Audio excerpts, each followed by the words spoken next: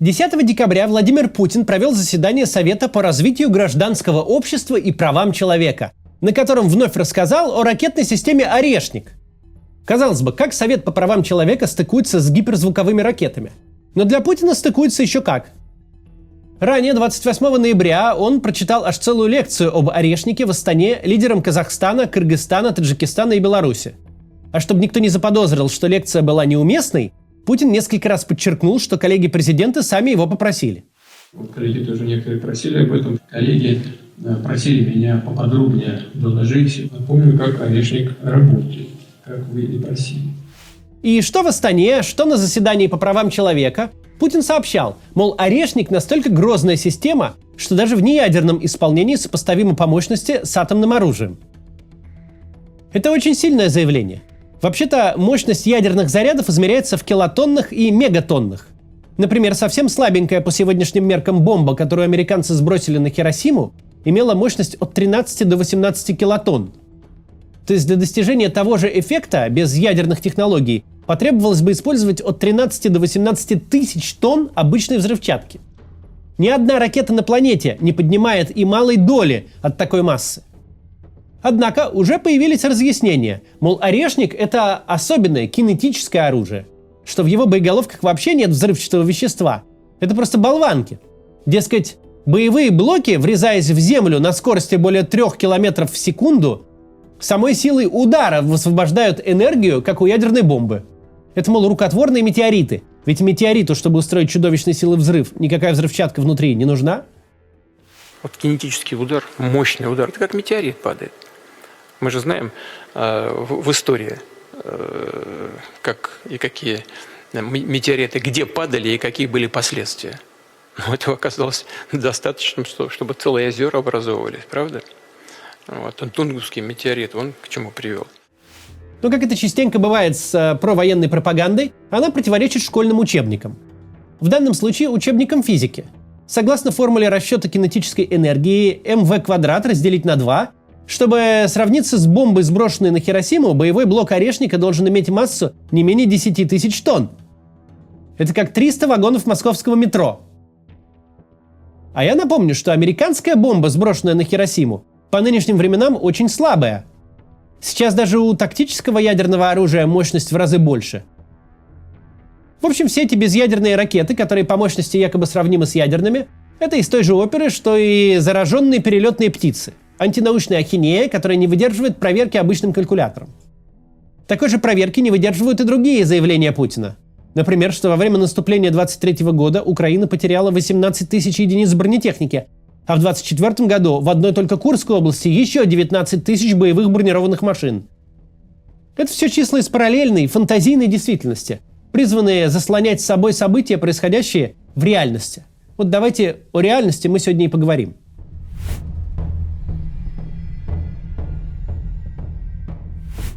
Общее мнение как военных обозревателей, так и Z-блогеров состоит в том, что российской армии сейчас не хватает пехоты. Гораздо больше, чем всех суперсовременных баллистических ракет. Суммы выплат за подписание контракта для потенциальных пехотинцев продолжают расти, при этом людей для штурма украинских укреплений не хватает все сильнее.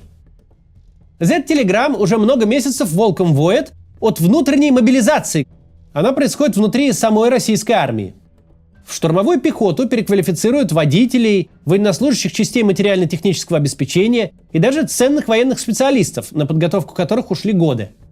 Такая практика позволяет собрать новых штурмовиков для взятия очередного никому не нужного украинского села. Но размен получается, мягко говоря, неравноценный. Ради маленького успеха здесь и сейчас, которым и успехом-то назвать нельзя, кому нужно это село?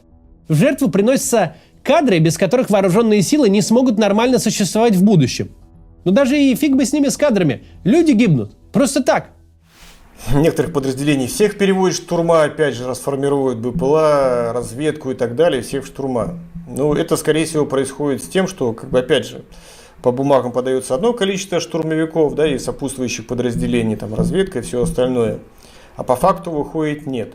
А там наверху нужно большее количество вот именно живых штыков. Неважно, погнутые они, я имею в виду раненые или какие, но они должны быть в штурмах. Другой пример внутренней мобилизации. Использование в качестве полноценных бойцов солдат с тяжелыми ранениями и контузиями. Еще в 23 году такая практика стала повальной. Из нее давно уже не делают никакого секрета. О практике этой совершенно открыто пишут военблогеры и давно знают все, кто хоть немного следит за событиями на фронте. Раньше мы говорили, что в армии России буквально установилось правило: боец считается годным, пока у него не ампутирована какая-то из конечностей. Однако стала появляться информация об исключении уже и из такого правила. На фронте продолжают удерживать даже одноруких и одноногих, вместо того, чтобы отправить их домой. Если бы информацию об этом распространили украинские медиа, то мы точно бы сказали, что это военная пропаганда, которая рассчитана на идиотов. Ну кто поверит, что человека без ступни или кисти руки заставляют воевать? История войн знает лишь обратные ситуации, единичные случаи, когда после ампутации военнослужащий сам и с большим трудом добивался права остаться на передовой. Но вот чтобы кому-то пришло в голову его заставлять без руки воевать, это уже нонсенс. Однако о таком нонсенсе вполне открыто пишут российские провоенные авторы. Еще в ноябре прошлого года начальник кафедры физической и реабилитационной медицины Военно-медицинской академии имени Кирова, полковник Денис Ковлин, рассказал в СМИ: свыше 80% пациентов с травматическими ампутациями конечностей сегодня после реабилитации и протезирования возвращаются к военной службе и продолжают ее. Полковник Ковлин, правда, не уточнил два принципиальных момента: насколько добровольно люди после ампутации продолжают нести службу, и где именно они ее несут – на административно-хозяйственных должностях в тылу или в пехоте на фронте. Ответы на эти вопросы дают видеообращения, которые сейчас расходятся по телеграмму. Я Гизатуллин Ринат Радикович, позывной Гиза. Нахожусь в Красногоровке. Ампутированная рука. В госпитале не был, не вывозили. Эвакуацию пока не дают. Вот, нахожусь уже 6-й месяц. Прошу помочь мне с эвакуацией, пожалуйста. Воинская часть, где я нахожусь, в Красногоровке, 41 698. Пожалуйста, помогите. Тут и протезирования никакого нет. Еще один способ проводить мобилизацию без мобилизации – переписывать в контрактники солдат срочной службы. Госдума приняла закон, по которому подписать контракт солдат-срочник может с первого дня нахождения в армии. Раньше перед контрактом необходимо было сначала отслужить по призыву несколько месяцев. Молодой человек за это время осваивался в казарме, понимал, что к чему, и мог принимать решения более осознанно и взвешенно. Сейчас же вчерашнего школьника командиры могут брать тепленьким. Вот едва он приехал в часть, и сразу же может начаться психологическая обработка. Уговоры, давление, угрозы и прямой обман. Например, офицер внушает 18-летнему парню, что контракт, мол, для того и нужно подписать, чтобы не отправиться на войну. Да, звучит для нас как ахинея, но те, кто служил по призыву, легко могут вспомнить, как ощущали себя в первые дни в армии, как работала голова в экстремальной обстановке. В таком состоянии можно в любую чушь поверить, тем более, что всевозможной чуши в армии более чем хватает. Также распространена другая практика. Офицеры подсовывают срочникам контракты под видом других документов, чтобы те подписывали не глядя. Это несложно. Солдату в армии нужно где-то расписываться едва ли не каждый день, вплоть до ведомости инструктажа по технике безопасности при уборке территории части. С таким ворохом бумаг подсунуть бойцу контракт легче легкого. Никто не отменял и физического насилия.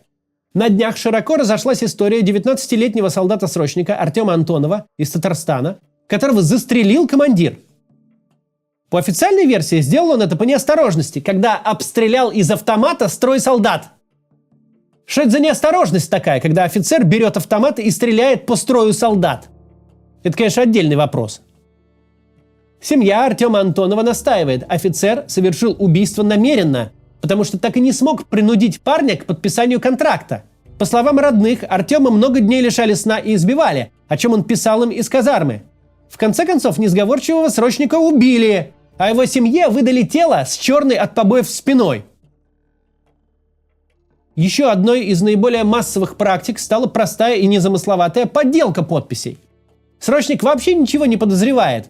Узнает, что за него расписались, лишь когда на карточку приходит выплата, а его самого угоняют на войну. Подобных случаев в СМИ описаны десятки. Не десятки солдат, а десятки случаев. Были сообщения о том, что втихую расписывались за целое подразделение. Из-за фальшивых подписей несколько месяцев с Минобороны судились семьи двух солдат-срочников с Сахалина – 21-летнего Виктора Батурина и 20-летнего Никиты Молочковского. Первым погиб на войне Виктор Батурин. Вот что рассказывает его родственница.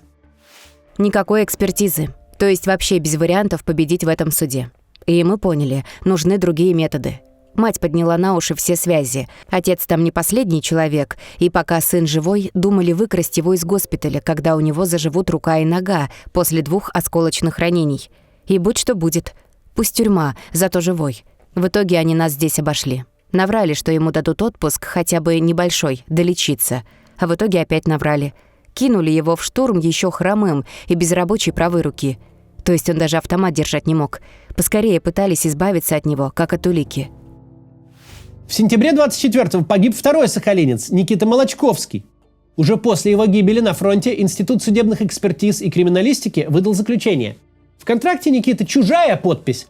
Более того, она скопирована из какого-то другого документа. Но что толку от судебной экспертизы, когда парня уже нет в живых? При этом, чтобы набрать призывников, военкоматы в нашей стране стали откровенно жестить. Например, хватают молодых людей в транспорте. Был недавно случай, когда 22-летнего Артура Новика, московского учителя МХК, перепоступившего в вуз, специально выманили из квартиры, выкрутив в подъезде пробки. Он, как пишут журналисты, даже повесток никаких не получал. Его просто схватили и отправили в часть. Да, не все случаи облав на призывников обязательно окончатся фальсификацией контракта и отправкой на смерть. Российской армии нужны и обычные срочники тоже, для обслуживания воинских частей на территории России. Такие отслужат год и вернутся домой. Может быть, если не заставят их как-нибудь подписать контракт. Однако невозможно не связывать одно с другим. Разительно ужесточившийся призыв и последующий перевод части призывников в военнослужащих по контракту.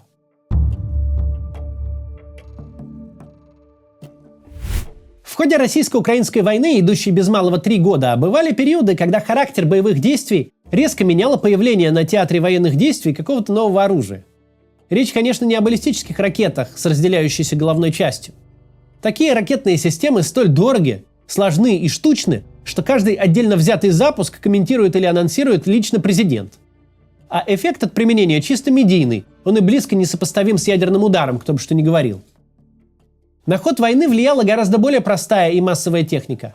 Это все типы барражирующих боеприпасов, в простонародье дроны камикадзе.